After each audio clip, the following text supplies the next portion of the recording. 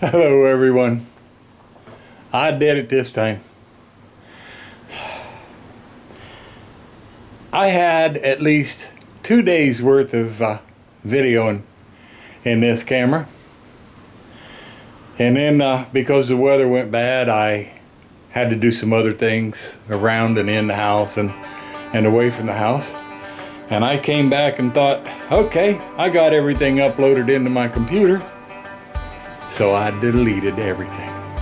So here we go again. I took a break. A little bit of break from the bathroom facelift.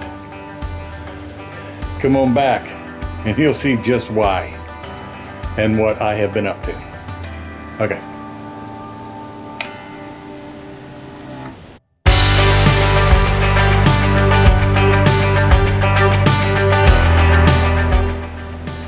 What have I been up to, you say? Well, I've been building. I built a barn for the beast. And then what did we do? We went and got a vehicle for Mama, her little baby. And yeah, her baby and the beast fit in here together, if you really cozy them up. But it just defeats the purpose of everything I was after to do, which was to get all of the implements and everything for the beast in this barn so that they weren't out in the weather. Makes them last longer, and that's the whole idea of this whole thing. So, being that the budget is running low and couldn't build another barn, this is what we've done. I'm gonna come back to it. What so many others have done in the YouTube world. We are here to build this Cover Pro 10 foot by 17 foot portable car canopy. Overboard. Now the reason I say overboard, and that is what was all about for those last 2 days that I deleted.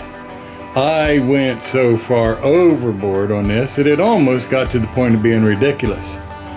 But I don't really regret it because I think it's going to work. And if Mama and I should ever happen to come across a 10 foot wide by 12 foot long, 14 foot long, 16 foot long shed that we can maneuver into this house, into this area, I now have a pad for it.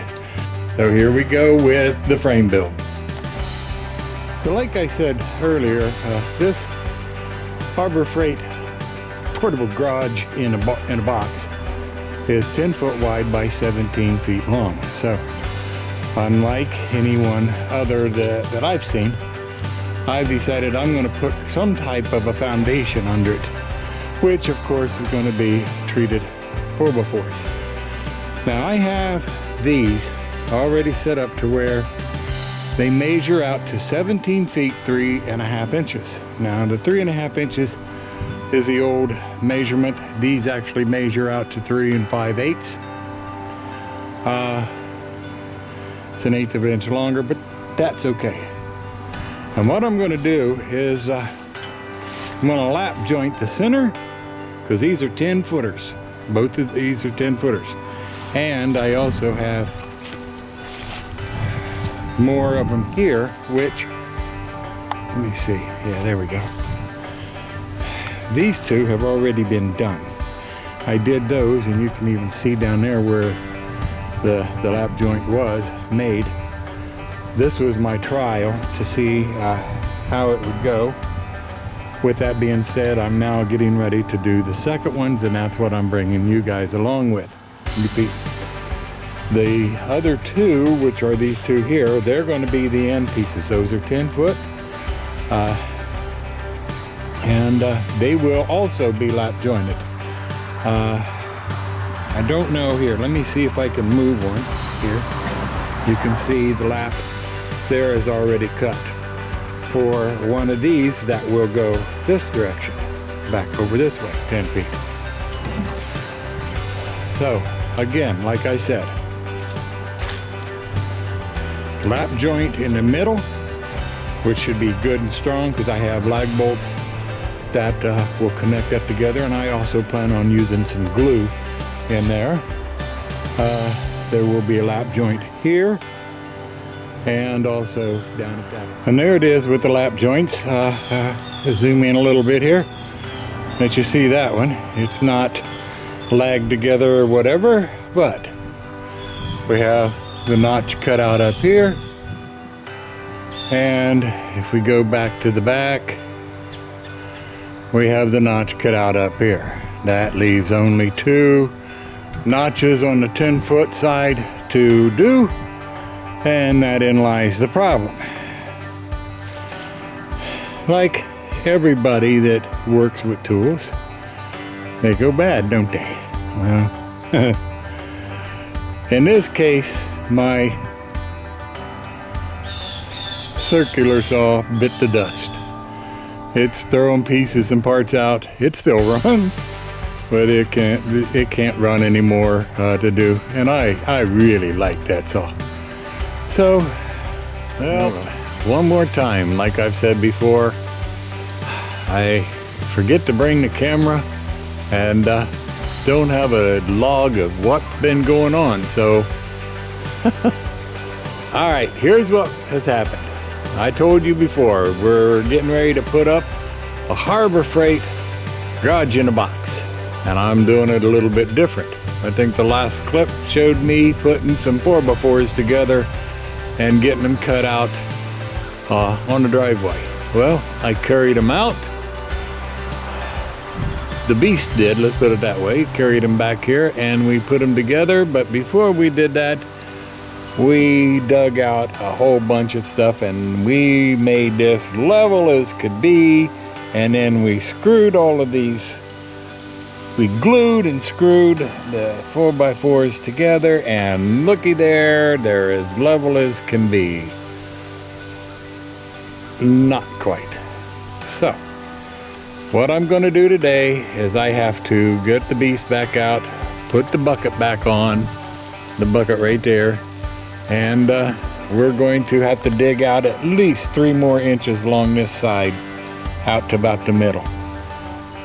I can do this. This is just a tent. I don't need it perfectly, but I do need it better than that because I don't have enough to fill the interior of this. So, not when it's that deep. So I'm going to probably end up putting this up on a tripod so that you can get some kind of an idea of just what and how I'm doing this. And we'll go from there and see just how this works and if I can get that all set today. Okay? We'll be back.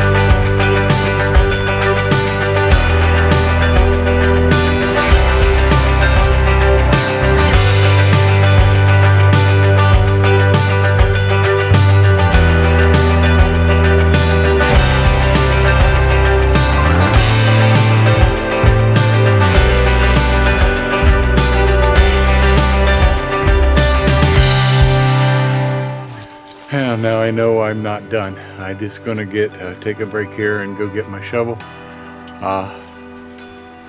and my long 5-foot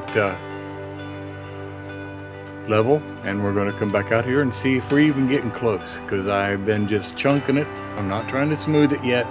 That'll come next. We'll be right back. Well, we got it back.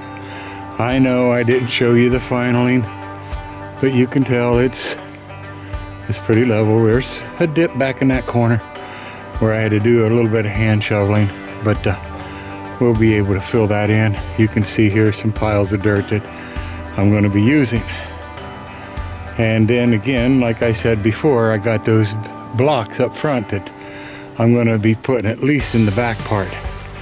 But before I do all that, I've got to run the diags on it, get her exactly square so that the garage in the box fits it perfectly. I'll drill holes and drive some rebar through to hold that in position, and then I'm going to bring some real heavy plastic to lay over top of this, the dirt, before I start covering. Okay, I believe you can see I have placed it. I have actually, like along in here, I've back filled the dirt. Now I've got it mounded up. When the rain comes, it'll sink all down.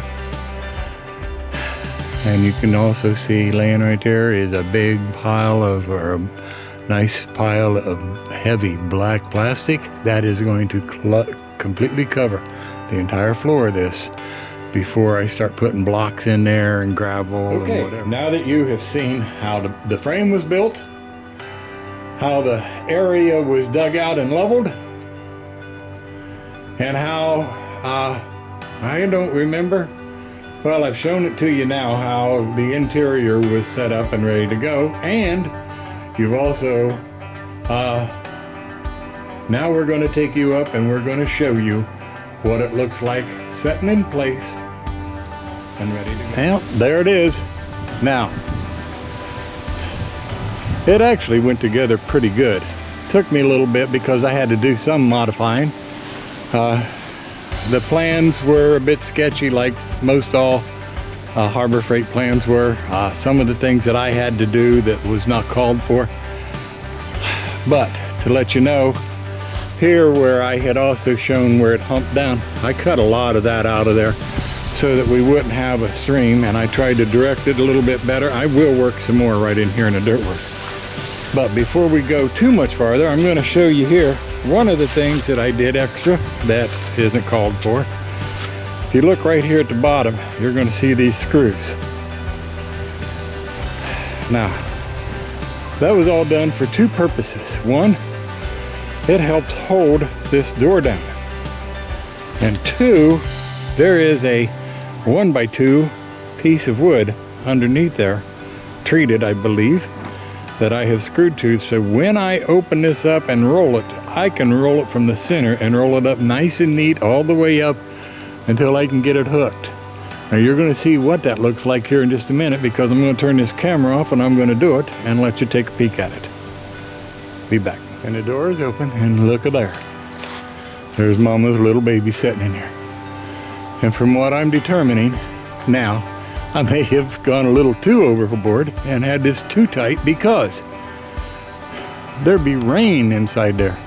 It actually has, with the cold and then the warm and then the cold and warm, and we had some snow, and now it's warm again today. It's the whole top of her baby is wet and raining where it has rained inside, and the inside of the tarp when I rolled it up is also very wet. But let's go in and take a look at this. Now, if you ever want to build one of these, which I can recommend, there are so many how to build this on the internet that I wouldn't, I'm not about to try to outdo or even do that. You can go to them.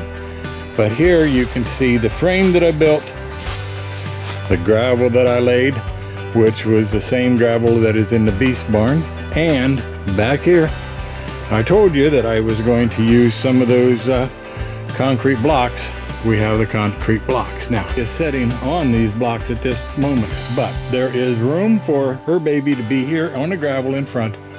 And we're going to be picking up at the auctions and places like that some plastic fence or plastic shelving that we're going to put back here, which will be where Mama will store her a lot of her outside things. Some of the things that I did also here, and I'll come down here, is I put 2 lag bolts in each one of these leg feet.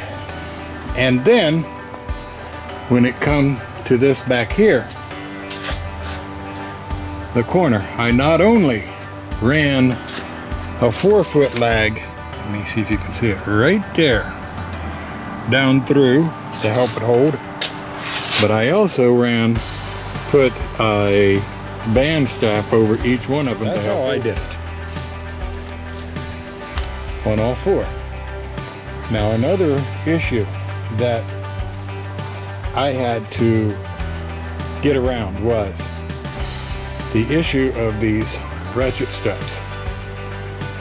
If you look, one is for the front, which is this one right here, and it's the one that's here on the inside, and then the other is for the outside. But there's no way for me to have the door closed and get to this outside that way, at least according to what the plans were. So that is one of the issues, and that's another reason that I put that board on the end of the door up here, so that I could stuff it down in between there and at least, you know, help hold the bottom closed. Now on the back, I went at it in a different way altogether. On this back side, I hated to do it, but I had no choice. I cut a little bit of a slice in that back wall that I could put that strap down in. Get this finished, wrapped up, get it into the computer, trying to get it edited out, and we'll see if we can get this uploaded here. We will be back on the bathroom facelift. We have one more part to go. I don't know if I'm going to catch all of it, but I actually thought this was going to be a 2-parter, but we're going to turn it into one, I believe. So there you have it, the 10 by 17 foot car portable garage in a box. That's what I like to call it, and it works great for her little baby. So this is stay-at-homer on this nice warm cloudy day in the midst of November. I hope you enjoyed your stay, even though so much of it was missing. But then again, I have never ever proclaimed to be a how-to. This is how to do this, but this is how I've done it. So, until the next time, don't forget to give us thumbs up, subscribe, tell your family, tell your friends. Tell anybody who is willing to go with a tent rather than a shed. It's not that I'd rather, it's just that that's what we have to do right now until we can locate a shed that we can get moved in here, that we can afford. Let's put it that way. Until the next time, y'all have a blessed, blessed, blessed day. Bye-bye.